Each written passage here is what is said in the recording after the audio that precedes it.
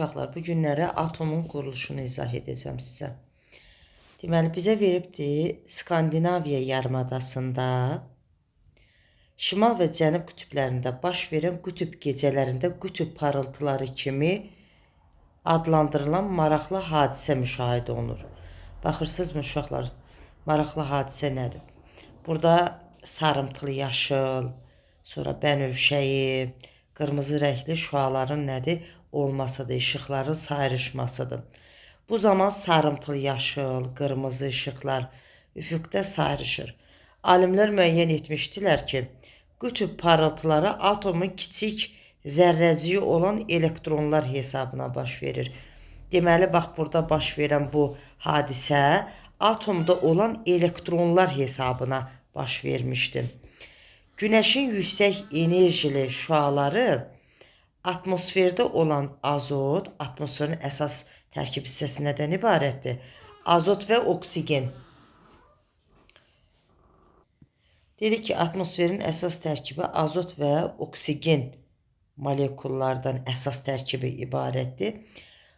Həmin bu günəşin enerji şüaları atmosferdə olan azot və oksigen molekulları ilə toqquşur. Bu enerji hesabına atomlarda olan elektronlar udulmuş enerjini şüa şəklində buraxır. Yəni azot və oksigen həmin enerjini udur. Azotda və oksigenda olan enerjini elektronlar şüa şəklində buraxır. Sarımtıl yaşıl və qırmızı işıqlar oksigenin, necə yadımızda saxlayırıq?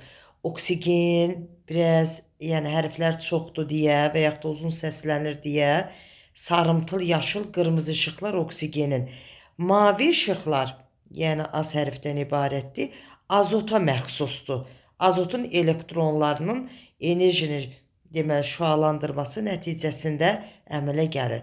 Yəni bir sözlə deyək ki, bu mənzərənin alınmasına səbəb atomda olan elektronların həmin o udulan enerjini şüa şəklində buraxmasından ibarətdir. Atomun quruluşu haqqında tarixi məlumat. Bütün maddələr atom adlanan kiçik zərrəciklərdən ibarətdir. Atom adlanan kiçik zərrəciklərdən ibarətdir. Fikrini ilk dəfə eramızdan əvvəl 5-ci əsrdə Yunan filosofu Demokrit irəli sürmüşdü. Deməli, Demokrit nə demişdi? Bütün maddələr atom adlanan kiçik zərrəcikdən ibarətdir. Kiçik zərrəcikdən. Bundan əlavə o atomun müxtəlif forma və ölçülü olduğunu da söyləmişdi. Deməli, Demokrit ilk dəfə olaraq maddənin ən kiçik zərrəcikdən ibarət olduğunu demişdi. Həmçinin atomun müxtəlif forma və ölçülü olduğunu da söyləmişdi. Bu Demokritin fikirləri. Sonra İngilis kimyaçısı John Dalton 1808-ci ildə öz tədqiqatları nəticəsində maddənin kiçik bölünməz zərrəciklərdən, atomlardan ibarət olduğunu demişdi. Deməli, Demokrit kiçik zərrəciklərdən ibarət olduğunu deyibdi. Ancaq Dalton kiçik bölünməz zərrəciklərdən və atomlardan ibarət olduğu fikrini irəli sürmüşdü. O, həmçinin müxtəlif elementləri təşkil edən atomların da müxtəlif olduğunu müəyyən etmişdi. 1897-ci ildə İngilis alimi Joseph Thomson təcrübələr vasitəsilə atomda elektronların mövcudluğunu təklif etmişdi. Deməli, atomda elektronların olduğunu Joseph Thomson tərəfindən müəyyən edilmişdi. Onun 1904-cü ildə təklif etdiyi atom modelinə görə atom müsbət yüklü kürə və onun həcminə səpələnmiş mənfi yüklü elektronlardan ibarət olduğunu müəyyən etmişdi. Bu model bəzən kişmişli bulkaya bənzədildiyinə görə elə bu modelə nə deyirlər? Kişmişli bulka adını vermişdilər. Baxın, burada da göstərilibdir. Müsbət kürə bunu nəzərdə tutur və ona səpələnmiş elektronlar da bu şəklin içərisində olan mənfi yüklü hissəcikləri nəzərdə tutur. Thomson modelində deməli kişmişli vulkanı aşağıda da təsvir edibdir. Həmin bu vulkanın içərisində olan kişmişləri mənfi yüklü hissəciklər, vulkanın özü isə müsbət yüklü kürə kimi nədir? Qəbul etmişdim. 1911-ci ildə İngilis alimi Ernest Rutherford atomun planetar modelini təklif etmişdi. O atomun mərkəzi hissəsində protonların olduğunu, protonlar yəni müsbət yüklü olduğunu, onun ətrafında eyni sayda elektronların hərəkət etdiyi fikrini irəli sürmüşdü. Deməli, Rutherford demişdi ki, atomun mərkəzində müsbət yüklü protonlar, onun ətrafında eyni sayda elektronlar hərəkət edir fikrini irəli sürmüşdü. 1913-cü ildə isə Danimarkalı Niels Bohr planetlərin günəş ətrafında fırlandığı kimi elektronların da nüvə ətrafında müəyyən təbəqələrdə fırlandığını təklif edərək planetar modeli təkmilləşdirmişdi. Deməli uşaqlar, planetar modelin təklif edən Rutherforddur. Onu təkmilləşdirən də kim olmuşdu? Niels Bohr olmuşdu. Planetar model nədir? Atomun mərkəzində nüvə, burada da bütün planetlər axı günəş ətrafında hərəkət edir. Günəşi nüvə kimi. Onun ətrafında hərəkət edən elektronları isə planetlərə bənzətmişdilər. Planet. Ona görə buna planetar model adını vermişdilər. Atomu təşkil edən zərrəciklər. Atomun ölçüsü kiçikdir, çox kiçikdir. Onu görə bilmək üçün atomu milyonlarla dəfə böyütmək lazımdır. Bu qədər kiçik ölçülü olmasına baxmayaraq, atom özü də daha kiçik zərrəciklərdən ibarətdir. Baxın uşaqlar, atom protondan, neytrondan və elektronlardan təşkil olunmuşdur. Əvvəl hesab edirdilər ki, atom bölünməz hissəcikdir. Amma sonradan müəyyən olundu ki, atomun özünü də təşkil edən kiçik hissəciklər var. Bunlar hansılardır? Proton, neytron və elektron. Proton və neytronlar atomun mərkəzində yerləşir. Baxın, atomun mərkəzində proton və neytron yerləşir. Atomun ətrafında isə onlar ikisi bir yerdə nüvədə yerləşiblər. Nüvədə. Proton və neytronlar atomun mərkəzində yerləşir və atomun nüvəsini təşkil edir. Yəni, proton və neytron atomun nüvəsində yerləşir.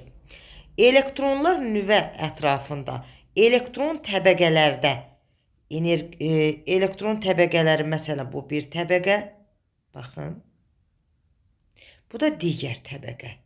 Buna deyirlər energetik təbəqələr. Energetik təbəqələrdə fırlanır. Bax, bu göy rəngdə olanlar. Bax, bu göy rəngdə üstündən qırmızı ilə gedirəm. Göy rəngdə olanlar, bunlar isə nədir? Elektronlardır. Elektronlar energetik təbəqələrdə fırlanır. Proton P hərfi ilə işarə olunur. Müsbət yüklüdür. Onun yükü şərti olaraq müsbət bir qəbul edilir. Neytron N hərfi ilə işarə olunur. Neytraldır. Elektron E hərfi ilə işarə olunur və mənfi yüklüdür. Onun yükü şərti olaraq mənfi bir qəbul edilir. Atomu təşkil edən zərrəciklərin ölçüləri atomun ölçüsündən dəfələrlə kiçik olduğu üçün onun əsas hissəsi boşluqdan ibarətdir. Bu nə deməkdir? Uşaqlar, atomu təşkil edən hissəciklər çox kiçikdir. Məsələn, proton da, elektron da, neytron da. Deməli, atomun əsas hissəsi, daha çox hissəsi boşluqdur. Boşluqdan ibarətdir daha çox hissəsi. Atom və onu təşkil edən zərrəciklərin ölçüləri kimi kütlələr də çox kiçikdir. Proton və neytronun kütləsi təqribən bərabərdir. Elektronun kütləsi isə proton və neytronun kütləsindən 1840 dəfə kiçikdir.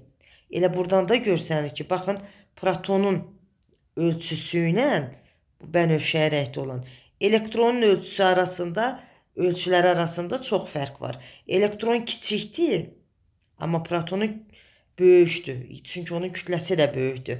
Çünki elektronun kütləsi protonun kütləsindən 1840 dəfə kiçikdir. Şərti olaraq protonun, neytronun kütləsi 1, elektronun kütləsi isə 0 qəbul olunur. Helium atomu misalında atomu təşkil edən zərrəcikləri nəzərdən keçirək. Baxırıq, bu helium atomudur.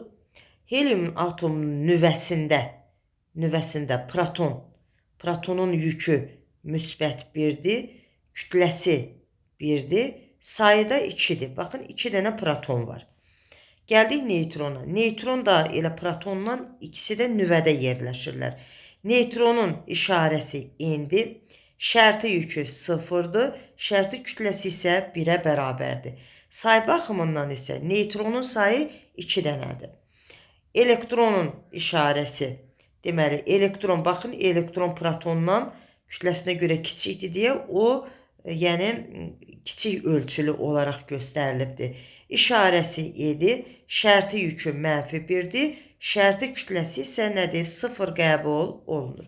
İndi mən sizdən soruşsam ki, protonun yükü nədir? Deyirsiniz, müsbət, elektron mənfi, neytron isə yüksüzdür. Protonun kütləsi, M proton kütləsi təqribən 1 qəbul olunur.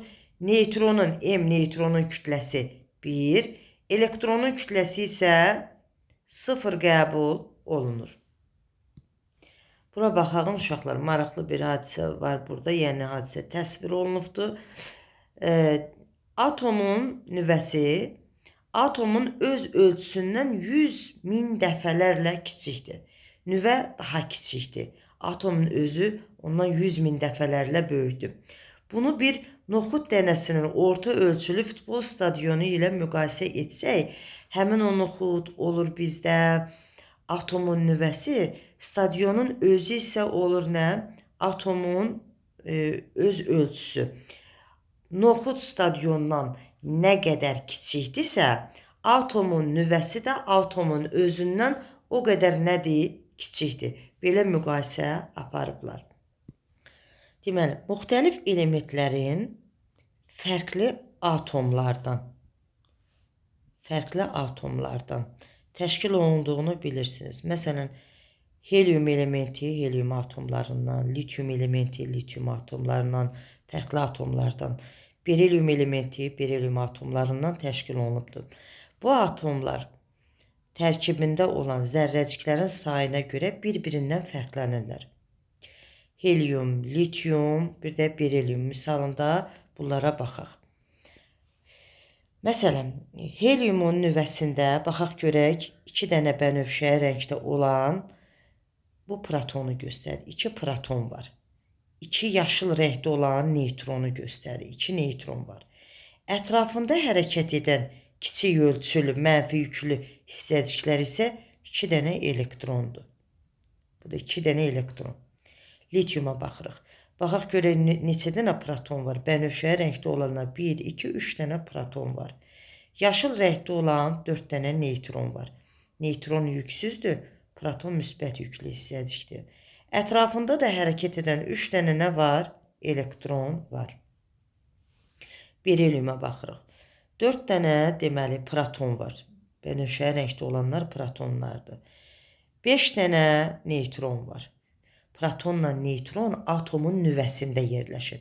Ətrafında isə sayaq görək 1, 2, 3, 4 dənə nə var?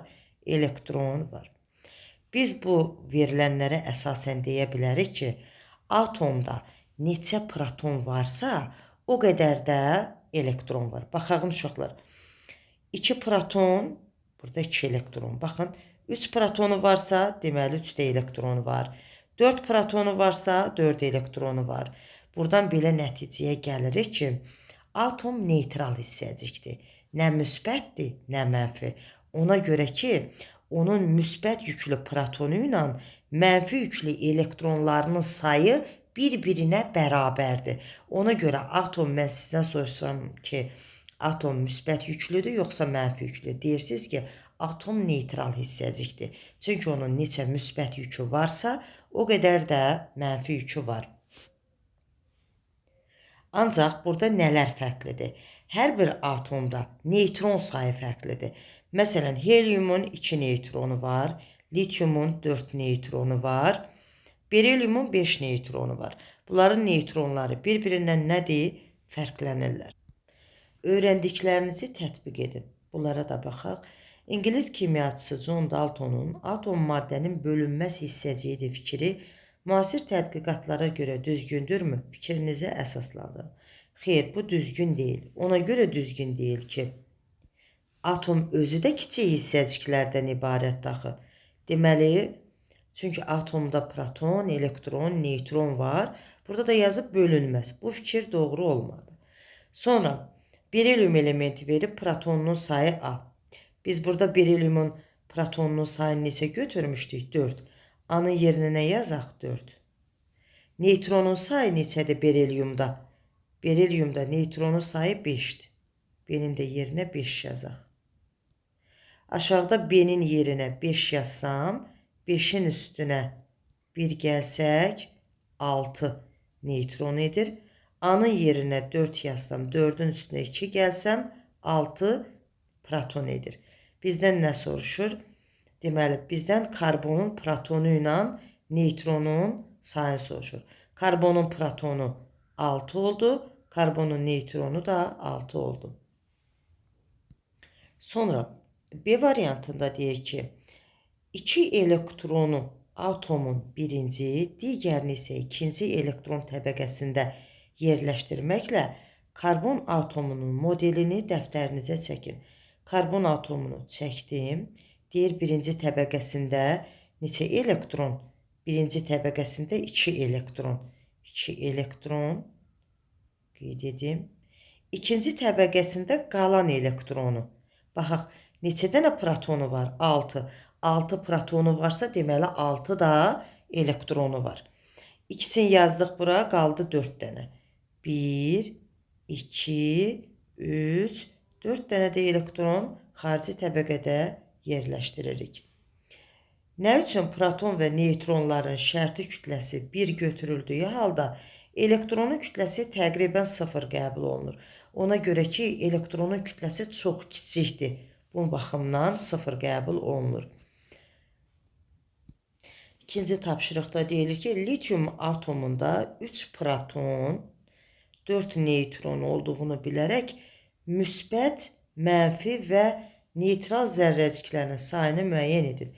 Müsbət zərrəciklər protonun sayıdır, yəni 3'dür. Aya 3 yazırıq. Mənfi zərrəciklər yenə də 3'dür. Çünki neçə müsbət varsa, o qədər də mənfi var. Neytronun sayı da neytral hissəciklərin sayı, yəni neytron sayı da 4'ə bərabərdir. 4'dür. 3, 3, 4. Bu da olur B variantı. Üçüncü tapşırığa baxırıq. 4 proton, 5 neytron, 4 elektrondan təşkil olunmuş berilyum atomunun nüvəsi neçə zərrəcikdən təşkil olunubdur? Berilyumun, tutaq ki, bu berilyum atomudur. Onun nüvəsində, baxaq görək, 4 dənə proton var, 5 dənə neytron var. 5 də neytron var. Neytron. 5 neytron, 4 proton. Deyir ki, atomun nüvəsi neçə zərrəcikdən təşkil olunub? 4 proton, 5 neytron. 9 zərrəcikdən təşkil olunubdur. Dördüncü tapşırığa baxırıq. Atom verilib, elektron təbəqəsi, bir də nüvə. Nüvə. Nüvədə neytron olur, bir də proton. Təbəqəsində isə, energetik təbəqədə, elektron təbəqəsində isə elektronlar olur.